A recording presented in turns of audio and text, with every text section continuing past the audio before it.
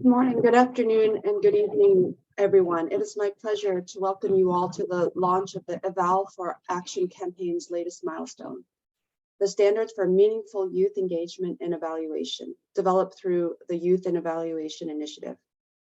The Eval for Action campaign, co-led by the UNFPA Evaluation Office, Eval Youth Global Network, and the Global Parliamentarians Forum for Evaluation, launched the Youth and Evaluation Initiative in May 2022.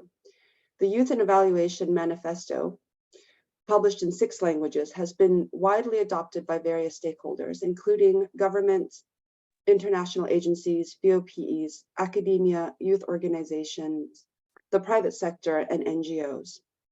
Through this initiative, the Eval for Action campaign and its partners develop standards to enhance meaningful youth engagement and evaluation. Following a highly inclusive process, specific standards were developed for all and each stakeholder. Today, we're proud to launch these standards. They aim to enhance accountability and promote effective engagement of youth in evaluation, thereby fulfilling the commitment outlined in the manifesto. We believe that these standards will contribute to more equitable and effective policies and programs, and ultimately create a better future for all. I would like to thank everybody who contributed to the development of these standards and made this launch possible. With this, let me introduce you to our first speaker. Andres Alves dos Reis. He is a performance and impact manager at the GCERF member and is a member of the International Organization Task Force. Thank you, Ewan. Glad to be here. I would like to first of all thanks the organizers for the event and also for the opportunity to serve in the task force. I'm going to present the standards, and is a byproduct of a collective effort. I'm just here introducing them to you today. Next slide, please. So what is the purpose of the standards for international organizations? I think if in one word, I would say translate the commitment of the manifesto into practice. So what the standard is about for international organizations is really a tool for self-accountability. It's really a tool to initiate a discussion within each of these international organizations about how we can meaningfully engage youth in evaluation. The process that we actually developed these standards were very consultative and started last year. And then a task force was formed late last year that worked for basically 6 months to come up with the standards, the indicators they're gonna see later in my presentation. And I think when you started anything, you have to say what you're gonna use that for. You're going to use that for 2 things. They say how this standard can be used. First, as I said, to generate internal support. And second is a way to monitor and assess the evolution of in your own organizations or how well we are actually meaningfully engaging with youth. Next, please.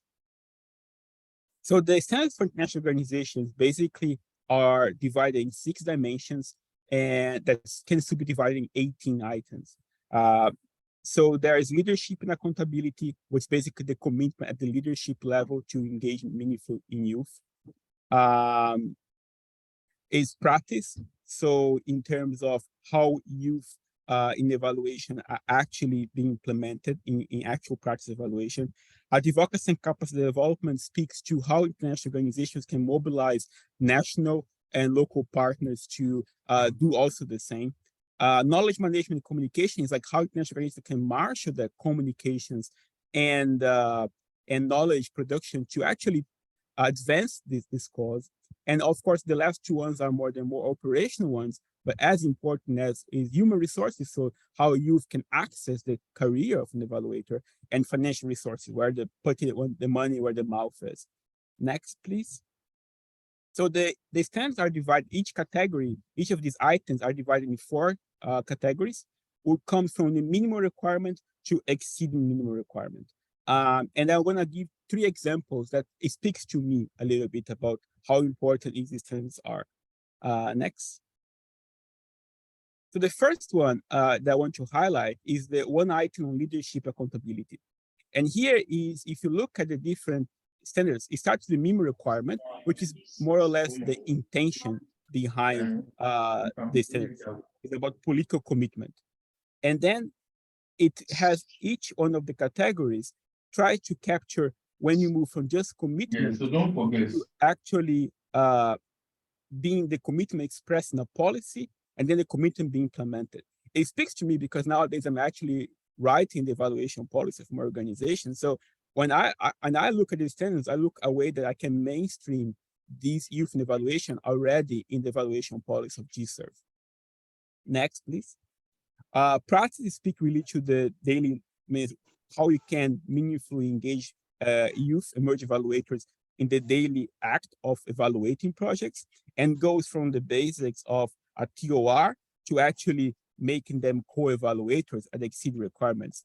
And making co-evaluator for me is pretty important because we are literally making them an experience in the job. We are actually asking them, especially when you're talking about projects related to youth, that does not just bring experience to youth, it brings actually value added to the project itself.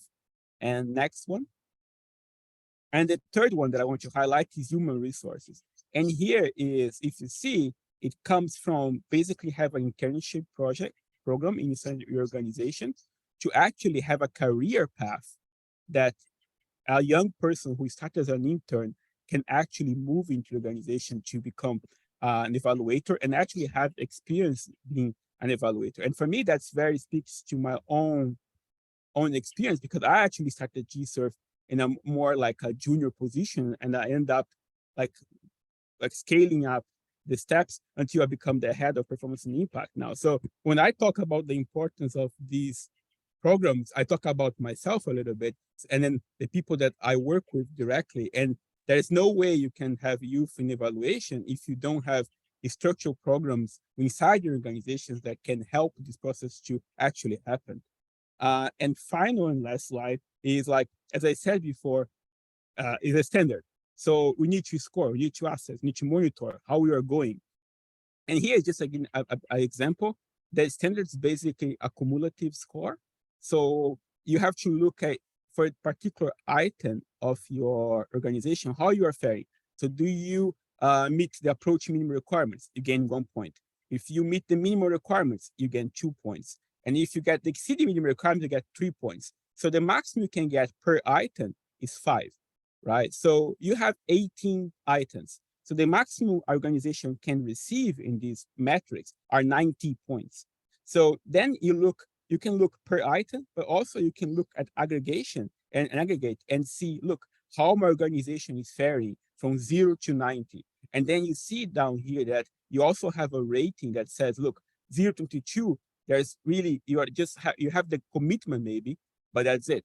And then when you go above the scores, you literally start to really show that your organization is not just willing to engage, you're actually engaged meaningfully. And then I think that's all about. It's about translating the commitment into practice.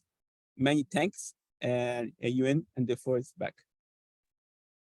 Thank you, Andre, for your presentation. I'll have Leah introduce our next speaker. Thank you, Win. It is our absolute pleasure to welcome Cecilia Papariello to the floor. Cecilia is a senior MEL specialist and IRB co-chair at Encompass LLC, and she's also a member of the private sector task force. Cecilia, welcome. It's a pleasure to have you. Thank you. Thanks so much for having me today. Special thanks to the organizers. As Andre mentioned, this is a collective effort, and I have the distinct privilege of introducing the work of the private sector working group to develop the standards for the private sector to meaningfully strengthen capacity and engage youth and young and emerging evaluators in evaluation.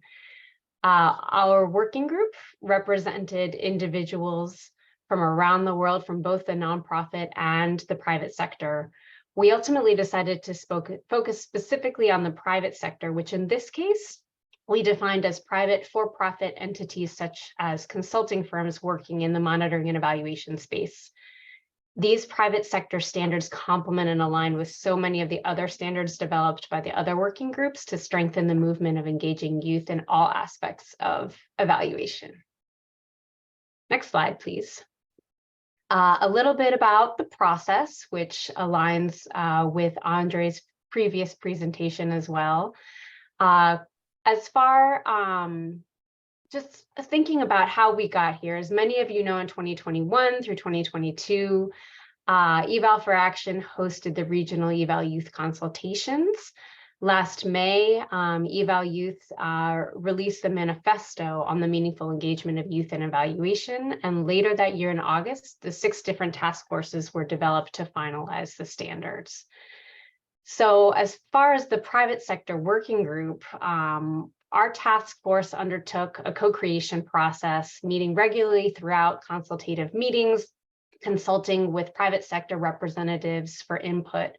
And it was very important for us to come up with actionable standards that can be used as a roadmap for private sector organizations seeking to better engage youth in evaluation. Next slide, please. So a little bit about the dimensions of the standards, which are similar across the different working groups and so important for maintaining a framework. First is leadership and accountability. So how is the leadership in a private sector organization committed to youth in evaluation? How are they accountable for requirements on engaging youth in evaluation? Secondly, practice. How is the private sector organization evaluation guidelines and tools, including youth participation in all evaluation spaces and phases, focusing on the diversity of youth? Thirdly, advocacy and capacity development. How are private sector organizations prioritizing strengthening the capacity of youth evaluators and advocating for that capacity strengthening? Fourth, knowledge management and communications. How are we promoting the value of engaging youth in evaluation through communications and knowledge management? Human resources. How are we facilitating the access of young professionals to the evaluation labor market, which is something that is so important in our line of work? And finally, financial resources. How are organizations allocating necessary resources to support meaningful engagement of youth in evaluation in an annual budget? So who benefits from private sector standards for engaging youth in evaluation?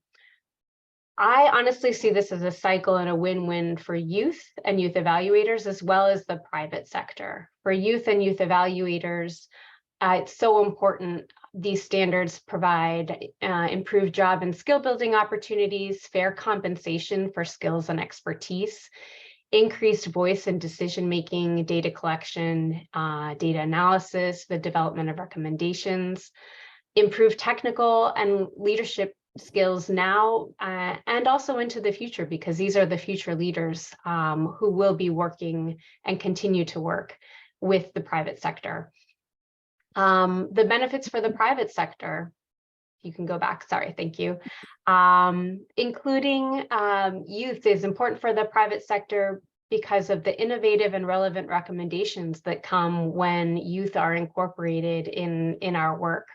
New ideas, fostering the development of those current and future leaders, like I mentioned previously, supporting localized development, ensuring that we are working with the youth who are representative of the countries in which private sector organizations may be conducting evaluations, and expanding networks.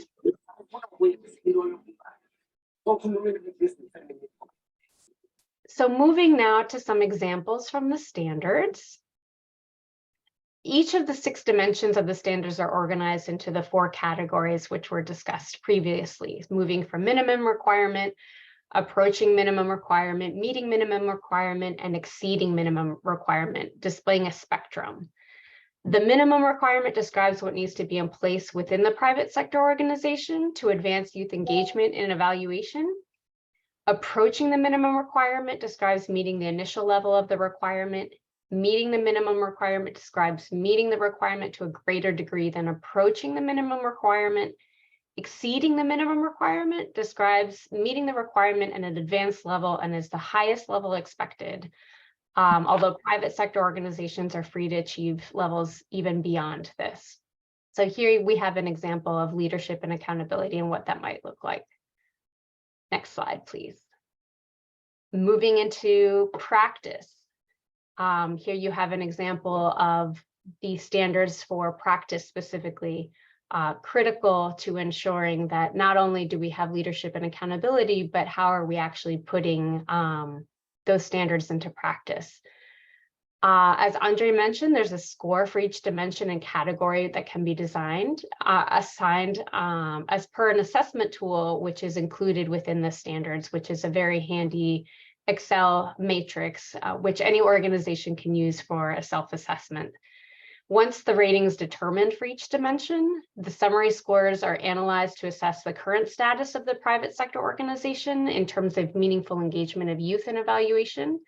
And this analysis is helpful for private sector organizations to understand which dimensions are stronger, which might need attention, and necessary actions that can be planned accordingly. I'd like to really encourage everyone, particularly those from private sector organizations, to consider how you can operationalize the standards to put them into practice. If you haven't already, I'd encourage you to work with the leadership of your organization to sign the manifesto. And as I mentioned previously, each set of standards includes that self-assessment tool, which is a great start for leadership and private sector organizations utilizing the standards as a roadmap to assess where your organization is as it relates to incorporating youth and youth evaluators, and where you want to go as an organization. Self-assessment and monitoring are key elements in the implementation of the standards and can help inform a private sector organization's action to enhance youth engagement and evaluation. We're very excited about the development of the standards and encourage all private sector organizations to take up this call for action to continue to meaningfully strengthen capacity and engage youth and young and emerging evaluators in evaluation. Thank you so much. Thank you very much, Cecilia. Let me introduce our next speaker. She is Samukilisiwe Mekeze. She is a Research and Learning Program Officer at the Center for Learning on Evaluation Results in Anglophone Africa, CLEAR AA, based at the Wits University in South Africa. Over to you, Samu.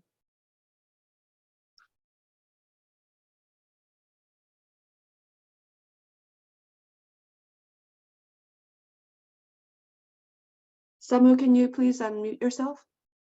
Thank you. So I'd just like to first acknowledge all the task force members who were all engaged and contributed to the development of the final standards.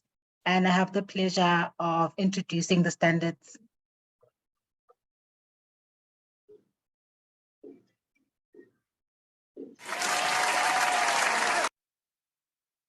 Thank you. And I hope that we really encourage organizations to please engage with the standards and to use them as part of their mandate that they take on in the call to engage youth in evaluation meaningfully.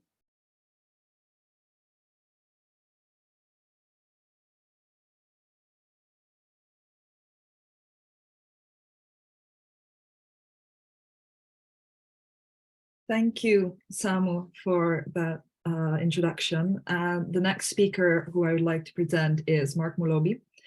Mark is a young and emerging evaluator based in Kenya and the current co-chair of both AFREA YEE Network and EvaLyouth Global Network. Mark, welcome. The floor is yours. Thank you so much. Dear friends and colleagues, it gives me great pleasure to virtually join you at this first launch of standards for youth involvement in private sector. I'm proud that this launch is a great milestone to the Eval for Action campaign. This campaign is leading global advocacy for influential evaluation, for sustainable and equitable recovery, and to speed up the achievement of SDGs. As we advocate for influential evaluation, there must be a corresponding push and investment in developing pathways and standards for youth involvement in evaluation so that these young evaluators these young professionals can supply high quality, equity focused, and gender responsive evaluation that can win the trust of private sector stakeholders and ensure that no one is left behind. As the launch campaign progresses today, I hope it will generate some concrete strategies and actions for the utilizations of these great standards that we've come up with. I extend my great appreciation to all the partners, our participants, and to my fellow young and emerging evaluators who are supporting this important initiative. And with that, it is my great honor I launch the standards for youth involvement in private sector. Thank you so much.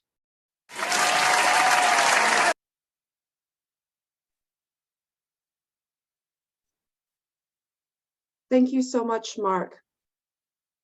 Well, I'd like to introduce our next speaker, Karen Kadondon. She is an evaluation specialist in the UNFPA Evaluation Office. Over to you, Karen. Great, thank you so much. Good morning, good afternoon, good evening, everyone.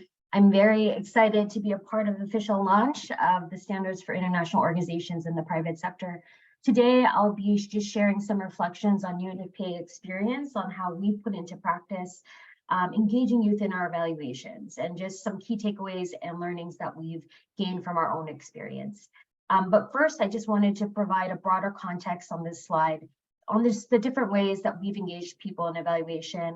I'll just highlight a few here. That includes partnering with young people and youth-led organizations in the design, conduct, and facilitation of use of evaluation, building evaluation capacities of young evaluators, as well as creating access to evaluation opportunities, for example, being part of evaluation teams. Next slide, please. So what do you think? So in that broader context, I just want to hone in on one key example of how we've put into practice engaging youth into one of our most recent corporate evaluations, the formative evaluation of UNFPA support to adolescents and youth. And in this evaluation, we engaged young people throughout the evaluation in all of its phases and in very different capacities. So for instance, we've created a youth steering committee for young people to oversee and make decisions on the evaluation. We recruited young evaluators to conduct and data collection as well as analysis for our country case studies. We also included young staff members from UNFPA to validate and analyze the data collected. And we also included young people who participate in the UNFPA interventions to act as key sources of evidence and insight. Next slide, please. So now I just wanted to share with you some of the key learnings that I've documented on our efforts to engage with youth, really reflecting on what that looked like in practice, the challenges that were around that, and what worked to take forward in our future evaluations. The first of those was to build in clear and concrete mechanisms into evaluation processes to create space for meaningful youth engagement. One of the challenges that we saw was there was often a reluctance or hesitancy to working with young people owing to just various different factors, whether cultural or social. And these stereotypes really contributed to negative attitudes around engaging young people in a technical or decision-making capacity. To mitigate against this, we had to build in mechanisms to formalize and create space for young people to engage in this exercise. So one example of this is in the actual terms of reference of the evaluation, we had a standalone objective on enhancing the engagement of youth. Another key point to help build in the engagement of youth was to showcase the multiple benefits of young people in evaluation to help create buy-in among the different stakeholders in the exercise, especially the evaluation team. A second key learning that we had in the exercise was ensuring that young people are on equal footing to make decisions, to contribute, and to collaborate in the exercise. One of the challenges that we saw was in undertaking these participatory work with young people, there are relational power dynamics at play. There's power imbalances that can happen between young evaluators and senior members of the evaluation team that can sometimes lead to environments that suppress their voice or innovation or outside the box thinking. And to help mitigate against that, we try to build spaces where young people can freely express themselves. And we try to rebalance power dynamics through establishing formalized platforms. So for instance, we created a youth steering committee that composed of 6 young people to oversee and make decisions on the evaluation alongside the evaluation managers. And this happened through each phase of the evaluation. Next slide, please. Another key learning was being clear on the purpose of the engagement, as well as the role and responsibilities of the young person to fulfill that purpose. So one of the challenges that we found was when we're working in intergenerational teams, we often see, again, power dynamics at play. And to mitigate against that, we tried to communicate from the beginning of the exercise the purpose of the youth engagement in the terms of reference, and communicating that to the evaluation team themselves. We also tried to really ensure that everyone was clear on the roles and expectations, the power relations, and the ways of working, and what that looked like in practice. So, for example, one of the questions that came up with our young evaluators was, was this a traditional engagement of having a mentorship, I guess you could say, where the young evaluator was the mentee when they were paired with a senior advisor who was more of a mentor, or was it a team dynamic working with a senior advisor where they would be on equal footing and had equal responsibilities? So being very clear on the purpose would help just set clear expectations on the intended outcome of that engagement, as well as the specific roles of each person. A fourth learning was there should be a dedicated space for learning and development to ensure that young people can fully contribute to their role. And one of the challenges was the youth or the young people that we were engaged sometimes was hindered by their lack of experience or knowledge, especially in this evaluation of such a complex nature. And I think some of the learnings that we found were consider that the roles that were created are respectful of the skills, experience, and competencies of the young people that we've recruited, setting clear learning objectives and creating mechanisms to allow for capacity building. Next slide, please. And kind of finally, as just a final key takeaway on our engagement of youth in this evaluation.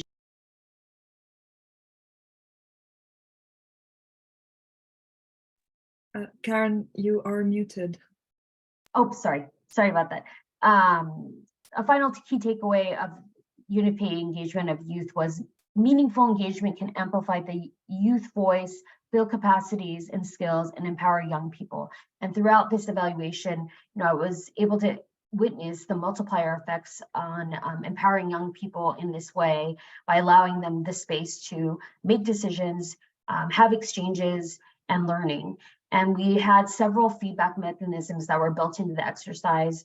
So for instance, we did a survey with all the young evaluators that conducted the country case studies. We had focus group discussions at the end with all the young youth steering committee members, just to better understand their engagement and what for them were the benefits of the engagement. So in their own words, the young people that we have engaged in this evaluation reported that their opinions, ideas, and inputs were respected and valued. Their capacities and skills were strengthened throughout the evaluation, and mechanisms for feedback and reflection were needed to really ensure that they felt that their voice was heard. So I'll just stop here owing to the time, but I'm happy to answer any questions or provide any other info should there be any particular interest. Thank you. Thank you, Karen. That was a wonderful presentation on the key learnings from the UNFPA experience in engaging youth in evaluation. It was very interesting. Please leave comments or questions in the chat. There will be space to address these at the end. And in the meantime, it is my pleasure to introduce Eric Yeh. Eric is an economist and evaluation officer at the African Development Bank. Eric, over to you. Thank you very much, Leah. Good morning, everyone. And it is my pleasure to be here and share the experience of the African Development Bank in terms of how we engage with youth. So my presentation is structured around 3 points. Number one is to present IDEV, what we do, who we are, and then elaborate further on how we engage with youth in our daily work and reflect a bit on the way forward. Next slide, please.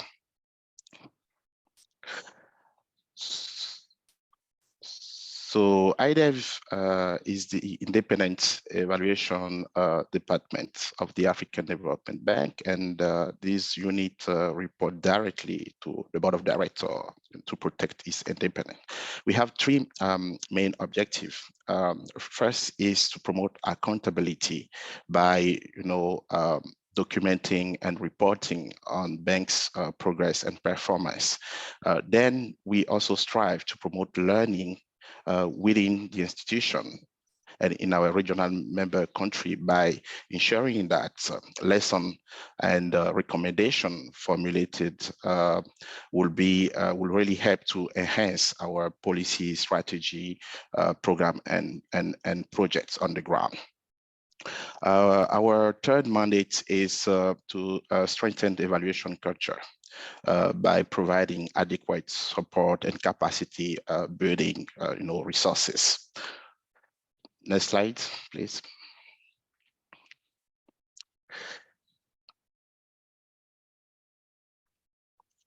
So in terms of our current engagement with youth, it's important to note that Africa is one of the youngest country youngest continent in the world. We have currently like 75% of our population which has less than 35 years old.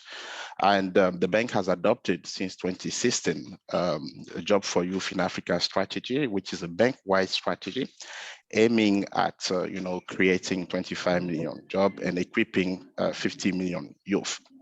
So this bank-wide strategy serves as a framework to direct the bank's resources allocation and to mainstream youth throughout the bank's intervention.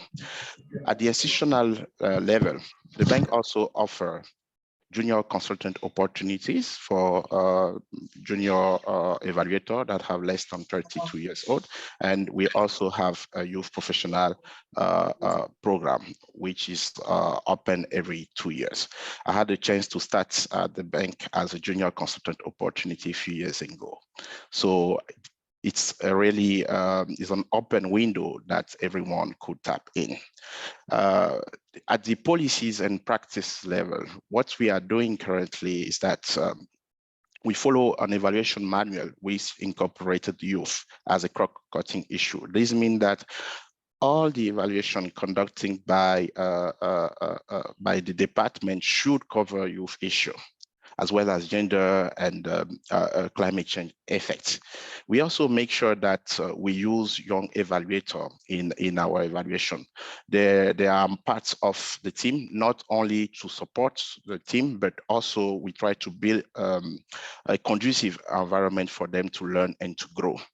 The department also provides support to a young evaluator network through capacity building resources. It was the case for the GLocal last year, and some of the resources that we provided to young emerging evaluator. I have to say that the Job for Youth in Africa strategy is currently under assessment. We are conducting a midterm evaluation of the strategy, and the result will really help to accelerate its implementation.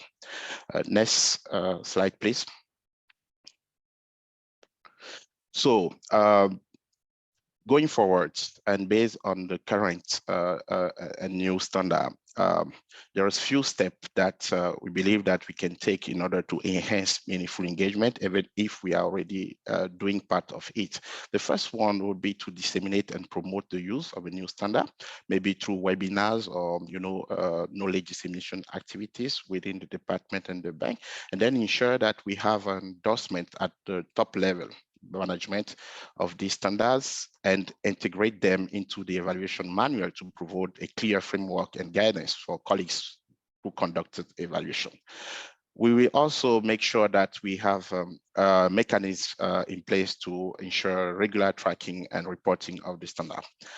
So I will stop there for now by thanking all of you, which is in the next slide.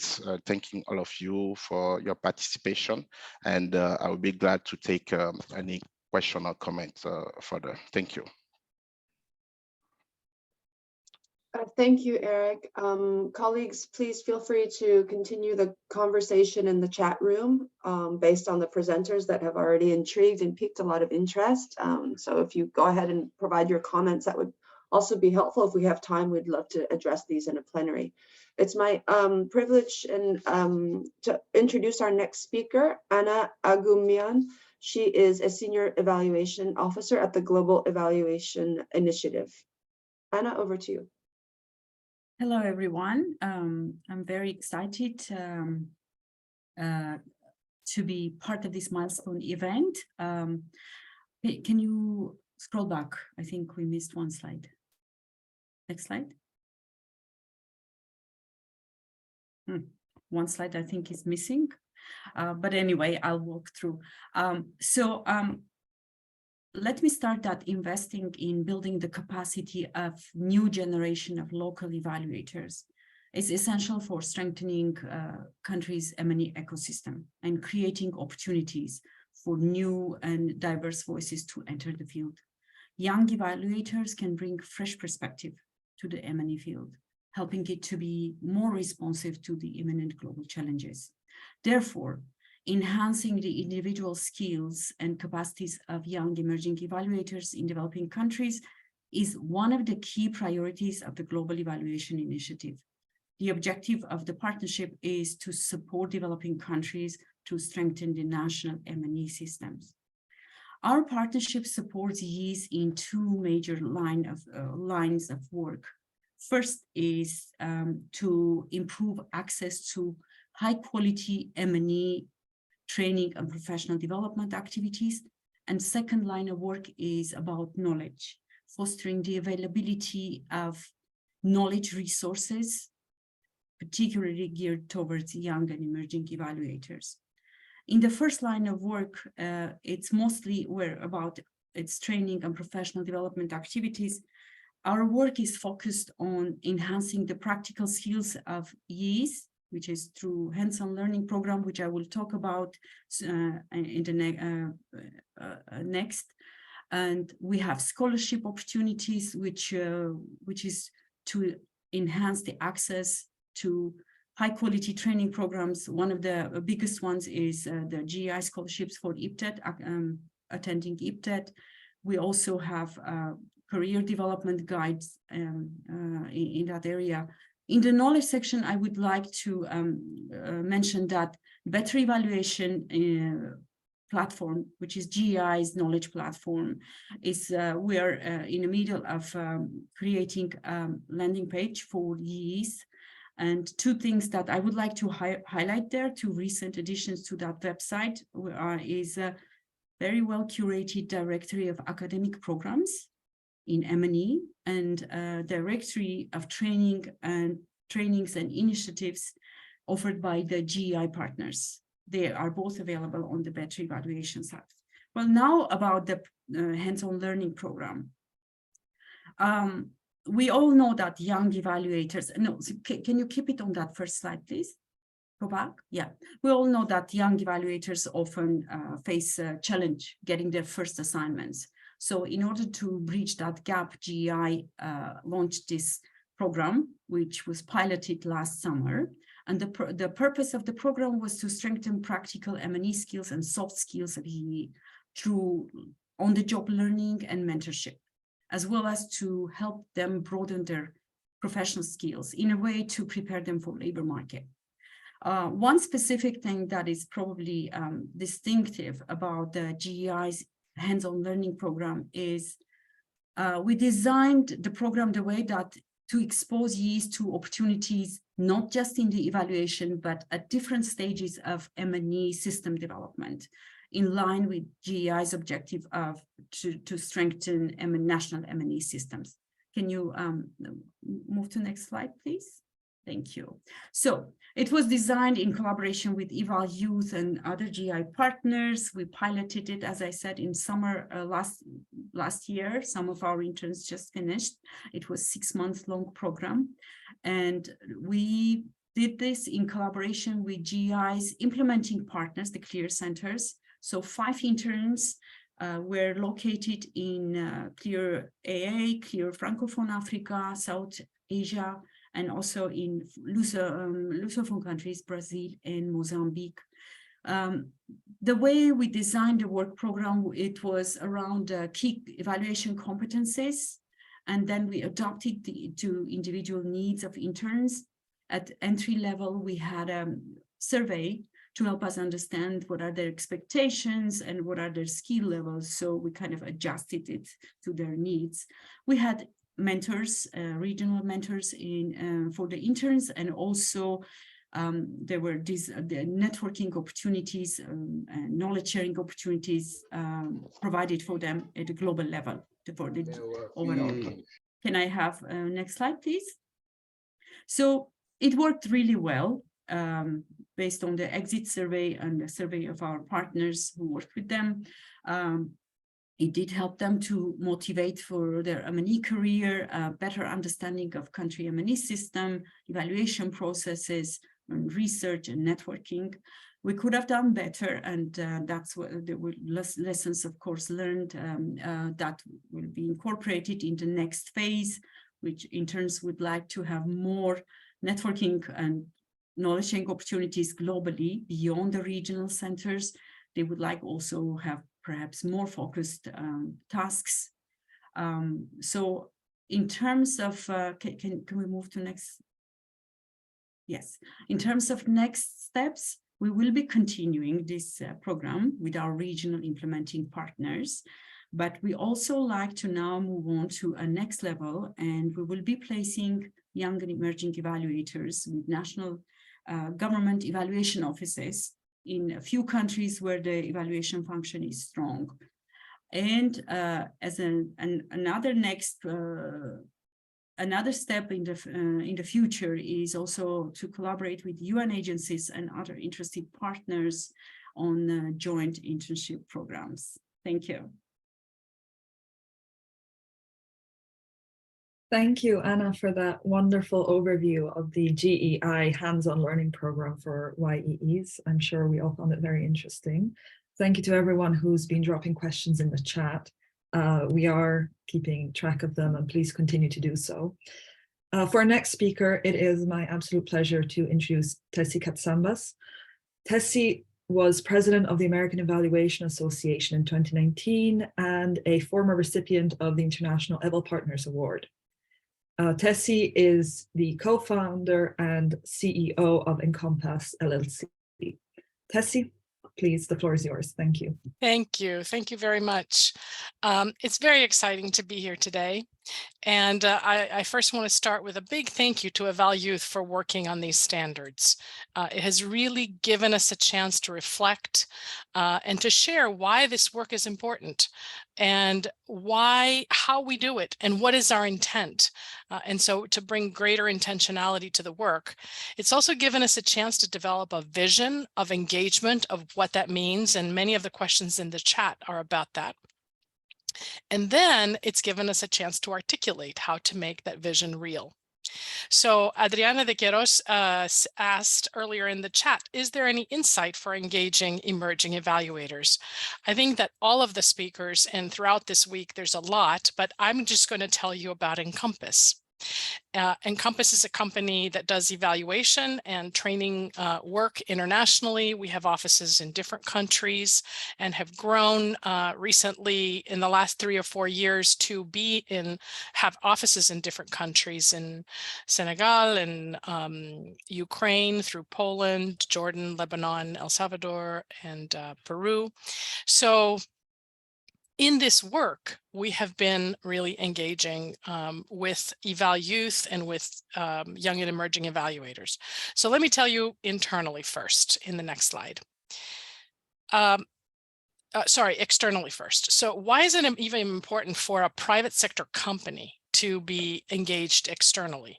Because you learn, I mean, UNFPA and Eval Youth have just done a fantastic job of demonstrating and speaking and helping us all to understand how best to work with Eval Youth and with young and emerging evaluators. So for us, we were a host in the Eval for Action campaign regional meetings, the global launch and the regional meetings originally. And from that, one of our points of action was to offer complimentary participation in these courses that we offer through the Encompass Learning Center. And parallel to that, we had to grow. We were too small, but now 3 years now, we have been able to host a scholar from the Graduate Evaluation Diversity Initiative, which is sponsored by the American Evaluation Association and aims to connect and provide support for all of the for a variety of evaluators of minority status who are students. So we're really, really excited for that as well. And when I was president in 2019, young and emerging evaluators was one of the focus areas for that conference that year. So then internally, you've all asked some really great questions. I saw that Yushan Chu asked, how do you ensure that young people with intersecting characteristics are properly engaged? And Donald Gelesani and Adriana de Queiroz also agreed and asked follow-up questions about how do you engage diversity within youth? That is no different in some ways than how you engage your colleagues, your staff, because these issues are not only youth issues. It's an intersectionality, right? So here are some of the things we do internally.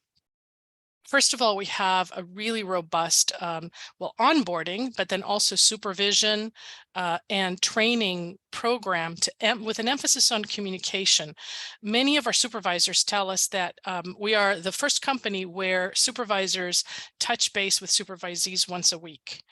And there is a structure and a way to orient questions and conversations. So that's one thing, which helps everybody, but it's certainly important for young and emerging evaluators and colleagues. Secondly, there's a big professional development on building on strengths. So everybody in the company takes the Strengths Finder, our annual performance. We don't have a performance appraisal.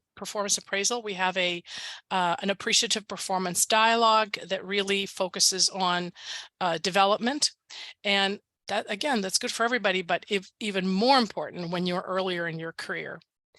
Then in terms of listening, we have an elected staff council. We established that 3 years ago. You kind of have to be big enough to make that worth it. And then one member of the staff council participates in regular senior decision-making management meetings so that there's more transparency. They have a way of receiving feedback from the company anonymously and also with people's name.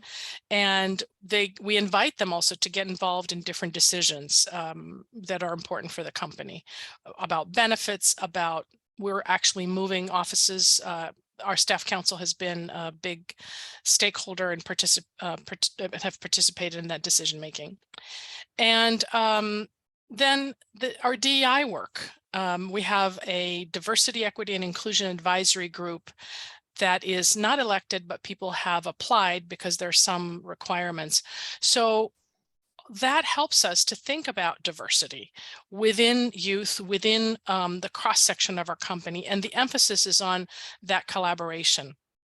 So I'll give you an example of how internal and external come together. We have an ELC-sponsored free event called Empowering Emerging Evaluators. It's a panel, and it's an opportunity to just dive in to what is that important contribution that young and emerging evaluators bring to our practice. So we're very excited for that. So in conclusion, let me just say that engaging young and emerging evaluators is the right thing to do, and it's also good for business. And Encompass is not the only company that does this. There are many colleagues who do the same, who have internship programs, who deliberately and in a focused way support the inclusion of young and emerging evaluators. But for us, it's first of all the right thing to do because it's fair and inclusive. And I just want to give a shout out to Eval Youth, because many of the people who put together the Eval Youth network are kind of the more privileged young and emerging evaluators. But at every step of the way, they have been talking about inclusion. So I'm just so excited about that orientation. They just never forget, and they never let anybody else forget. Young people are an important voice. They represent the future. They provide new ideas with their questions. They have energy, and that sustainability lens is very, very critical every step of the way for us today and for our planet and for the world and for our even if we, if there's hope for us to have peace and prosperity for everyone. And then it's good for business. The age diversity is enriching. It provides an efficiency opportunity with people who cost less, who are excited. But of course, it's very important to, we pay well, in the United States, actually, you are required to pay for internships, but we pay a lot of attention to that equity perspective in terms of pay.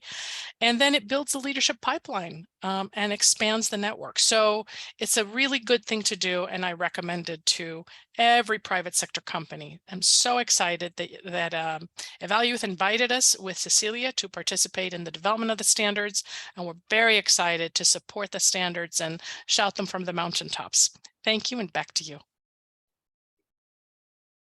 Thank you, Tessie, for that very refreshing and positive endorsement of youth and evaluation.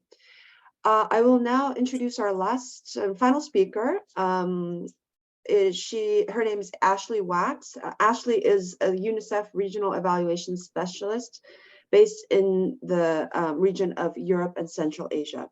Over to you, Ashley. Thank you so much, Yuan. Hello, everyone. Firstly, I'd just like to thank the organizers for inviting me today, and for all of those joining. I'm noticing there's over 100 participants, and I think that's fantastic. I've really enjoyed also listening to some of the other examples of youth and evaluation. So for UNICEF, adolescent empowerment and participation is an integral component within UNICEF's programming, and we have a few relevant guiding corporate documents, including a UNICEF Adolescent Empowerment Technical Note and also UNICEF Guidance Note on Adolescent Participation in Monitoring and Evaluation. And that also helps frame a lot of our work when it comes to evaluation. I'd just like to note, within the technical note, they describe how empowerment is defined as both a means to an end, such as fostering empowerment can lead to improved development outcomes or a more peaceful society, as well as a programmatic goal in and of itself, so that adolescents have the right to participate in matters that affect them, and empowerment is an important contribution and outcome for adolescent well-being towards the realization of other rights. And evaluation can definitely play an important role in fulfilling these aspects. So today I wanted to share a very interesting example or experience that we had with within in Europe and Central Asia on youth accompanied evaluation. You can go to the next slide, please. So this is in relation to an evaluation that was managed by the regional office of the Kosovo program. and looking at the whole country program. And it also had a particular emphasis or in-depth look, tracer study on their adolescent programming. And so within this evaluation, as part of it, we had 5 students from the University of Pristina who served as youth volunteers as part of the evaluation, and they essentially accompanied the evaluation team through data collection all the way through dissemination of results. So what that meant in practice is shadowing in primary data collection with the key informant interviews, the focus group discussions, also taking notes from those interviews, as well as having some reflection writing. They also participated with the evaluation team in terms of the debriefing on the data analysis and conclusions. So it was sort of a joint exercise where even though they were accompanying, they were also considered as part of the evaluation team. They also played a role in the evaluation reference group meetings. And as part of the evaluation, they prepared a separate evaluation annex of their own perceptions on the evaluation results.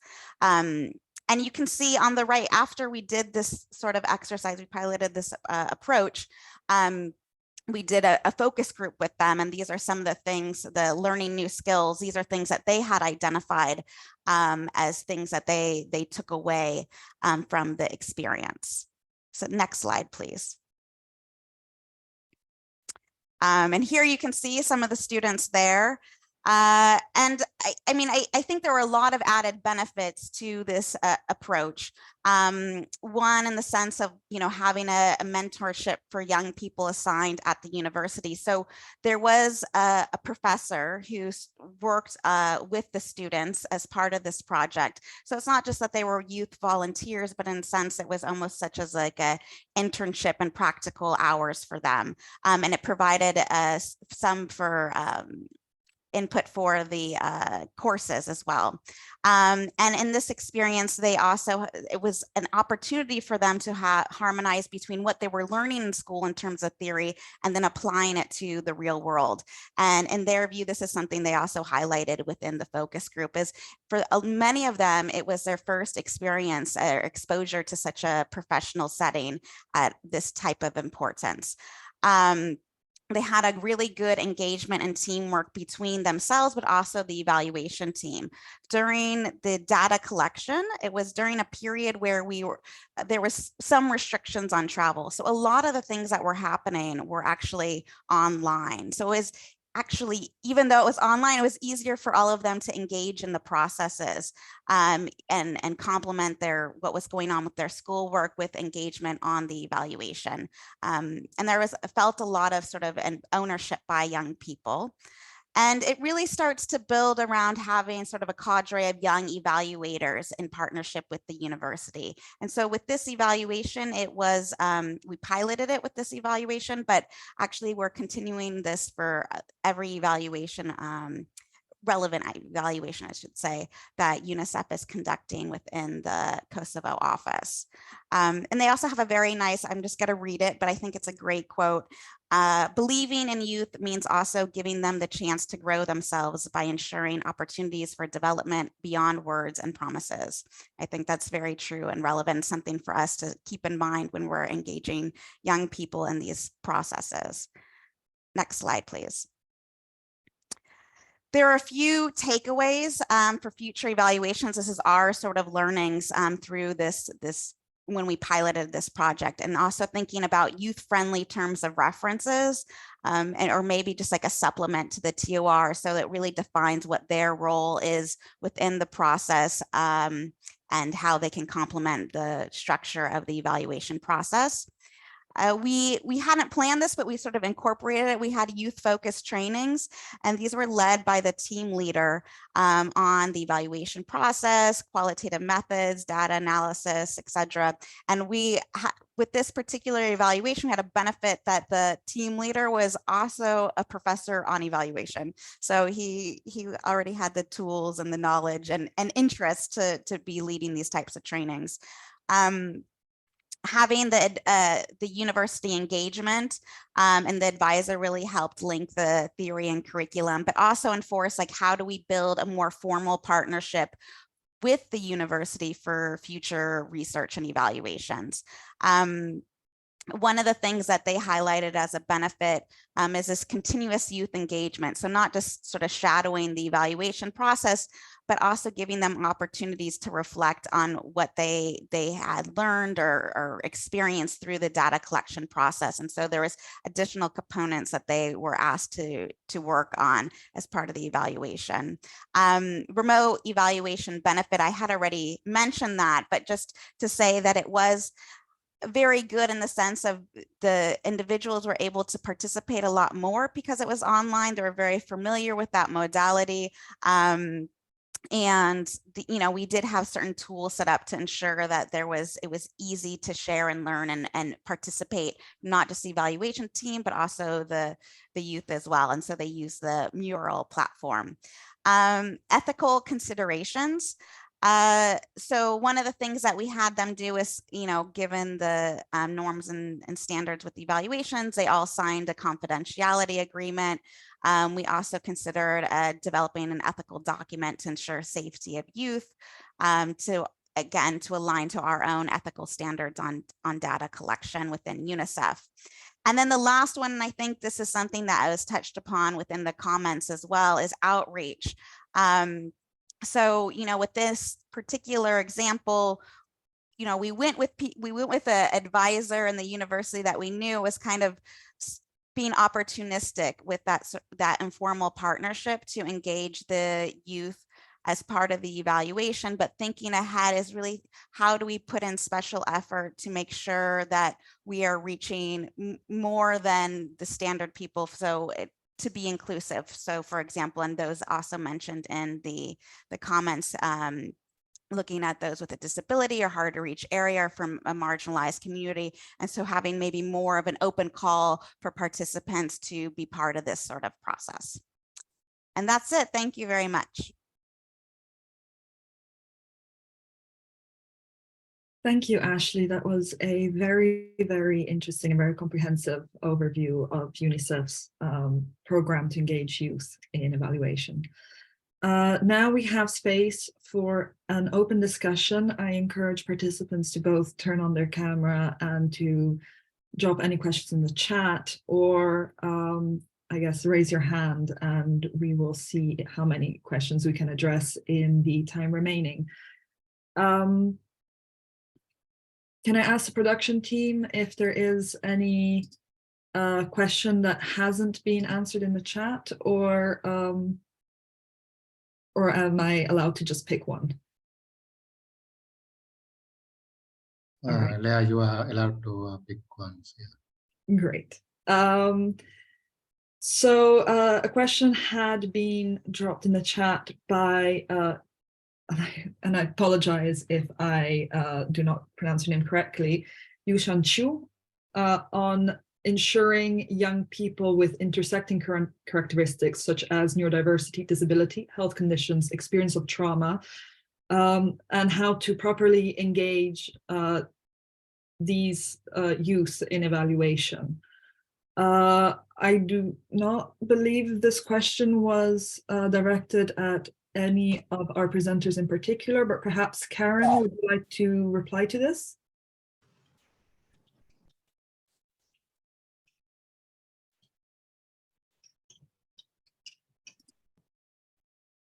Or you should, oh, yes, please go ahead.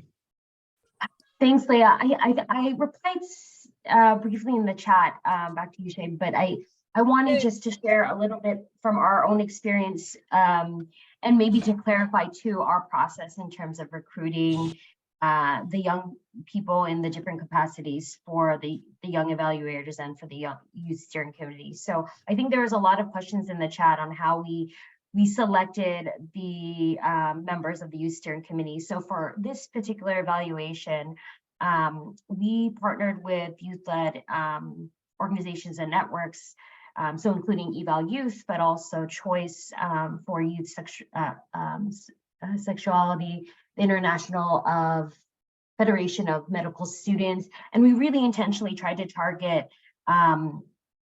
youth organizations that were relevant to the interventions that we were to be evaluated. So, you know, we spoke to our technical division and the adolescent youth team there, and to really, you know, find those youth organizations. And from there, we worked with them. They had an internal process to nominate a few of their members, and then from there we vetted these members and we did the final selection. So that was kind of our process. But from this experience in working with, you know, the Youth Steering Committee members and the young evaluators, we had really lengthy discussions on this topic, on how we can include, you know, the diverse identities of young people. And one of the ways was just to really open up the recruitment process and have, you know, targeted efforts to reach out in the outreach itself. So, you know, instead of us going through youth-led organizations, which is one modality, it was just opening up the process through kind of a public announcement, but, you know, ensuring that the vacancy announcement, the job announcement was available in different languages, different modalities, so it's easily accessible to everybody, targeting specific networks, organizations that work with, you know, certain identities of youth. So things like that. I would like to also invite everybody who's interested in this discussion to join. There's an event specifically this Friday with the Youth Steering Committee members, and they perhaps can give better insight from their own perspectives on the selection process and ways that we can improve it. And I invite everyone to join in. I think in the chat there's also a link to the side event this Friday. So those are just kind of a few of my initial reactions to that question. Thanks. Over. Thank you, Karen. That was very interesting. Due to time constraints, I had hoped to be able to address 2 questions, but please keep dropping any questions that you might have in the chat, and we will try and address them as best we can. We would like to have a group picture next.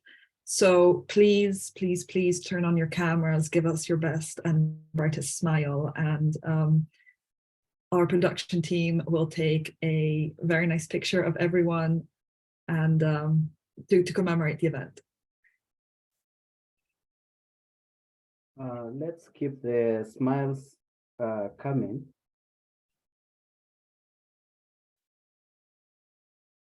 All right, one last one.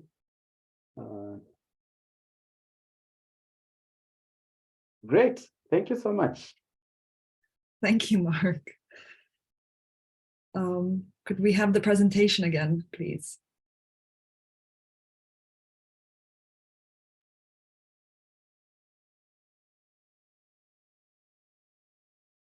Wian, over to you. I think colleagues have said this before, but this is just an announcement that we will be having side events forthcoming on Friday, and here's the announcement. So please do go to our website, register for the event. Of course, it's free, and we would love to see you there. It starts at 1 p.m. GMT, 9 a.m. Eastern Standard Time. Next slide, please. I think that's. Yes, and this is a separate event as well, also on Friday at 10:30 a.m. Eastern Standard Time. You can also register on the same website, so we hope to see you all there. Over to you, Leah. Thanks, Win. Now, before we go into concluding remarks, I would just like to say on behalf of myself and Win that it's been an absolute pleasure to moderate this session, and we hope to see you all in other sessions for Eval for Action Youth and Evaluation Week. It is now my absolute pleasure to introduce Marco Segone, who is the current director of the UNFPA Evaluation Office. Marco, the floor is yours. Thank you very much, and let me start saying what a lounge. I hope that you are impressed as I am about the diversity of the speakers and the richness of already existing experience that we hear today. So why these standards are so important? You know, last year we had the launch of this manifesto. More than 600 organizations and individuals committed to the manifesto, but still, it's only a commitment. It's only a good will. So we were thinking how to make possible, how to ensure that those commitments to the manifesto are translated into reality. And the standards are exactly this process, this system and mechanism to facilitate the implementation of those commitments done last year to actions. And so it's really an encouragement to all those with power, evaluation commissioners, evaluators, evaluator users in all sectors to take meaningful engagement of youth in evaluation to the next level. And it's really a commitment, a call to share power with young people. The experience that we just heard from Karen, from my colleague from UNFPA, you know, this is the first, you have to think about the United Nations, very formal organizations. And this is the first time that the UN agencies decided to share power with young people. It's the first time that a youth steering committee was established to co-manage a corporate evaluation of a United Nations agencies together with the evaluation office. And they even decided to come up with a specific recommendation addressed to us, addressed to the evaluation office. And you know, these recommendations will be presented to the ambassadors of the different countries at the United Nations in New York. So it's really, I think, a good example of sharing power with young people, and it's about really empowerment and meaningful engagement of young people. So the good news is that these standards really belong to everywhere, everybody, everyone. Now, this is really an intergenerational, multi-stakeholder and inclusive development of the standards that make the standards immensely relevant and practical. So this is really a key aspect that will support the uptake, I hope, the uptake and utilization of the standards. So now that today we have the formal launch of the standard, we need collective advocacy for the uptake and implementation of the standards, and we all have a role to play. And let me just mention 4 ways that we can start our work. First, we should all share the standards widely within our organization and also externally with other partners and people that we know. Second, we should take the lead in holding discussion on the standards and encourage the organization to shape its practice on engaging youth in evaluation along the dimension and indicators of the standards. And third, we should really assess the standards every year and share the experience with the evaluation community. The idea is that really every year, each organization will do the self-reporting, but also share what has been the challenges, but also the good practices in engaging young people in a meaningful manner. We already hear a lot of great experiences today, but I'm sure there will be more and more in the future. As I said, UNFPA is totally committed to the standards.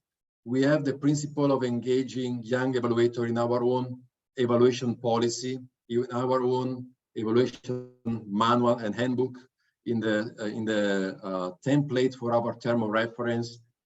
The youth steering committee that we just discussed, as I was mentioning, they also came up with a recommendation requesting the evaluation office to develop guidance on how to engage young people in evaluation in a meaningful manner in a practical terms. And of course, we are committed because this recommendation is presented to our board. And now our board will follow up with us, will make sure that we will implement that recommendations.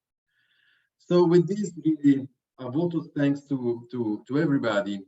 I know that there is the following speakers that will mention all of them.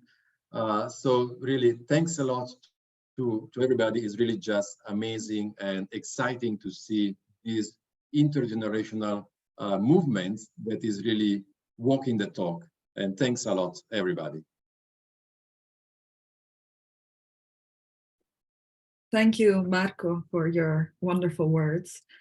Now for closing and vote of thanks, I would like to hand the floor back to Eric Yai. Eric, please. Thank you once again, Leah. So let me start by thanking the organizer of this event, the production team led by my good friend Asela, UNFPA for its strong leadership and the great work that they have been doing in promoting youth in evaluation. I would also like to extend my gratitude to all the task forces involved in this agenda, and more specifically, the international organization and private sector that are with us today. For the benefit of time, I will not go through each of them. We all know that youth constitute the primary components and an active force in our community. So leaving them behind out of a decision-making process is not an option. Therefore, my last word will be to encourage and challenge all of us to continue this conversation. Learn from each other and make these standards a transformative and impactful tool within our respective organization. It is on this optimistic note that I would like to conclude the current session. Thank you for your time and have a great day. Thank you.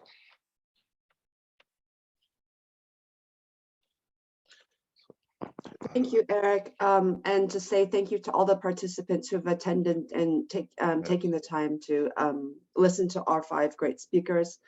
I'm Uyen Hyun from the Evaluation Office in New York City, and I'm joined by my colleague, Leah. And I'm Leah Corsetti from the European Evaluation Society and a Europe-based young and emerging evaluator. Thank you all for joining, and I wish you a good rest of your day, good evening, and good night, wherever you may be. Thank you.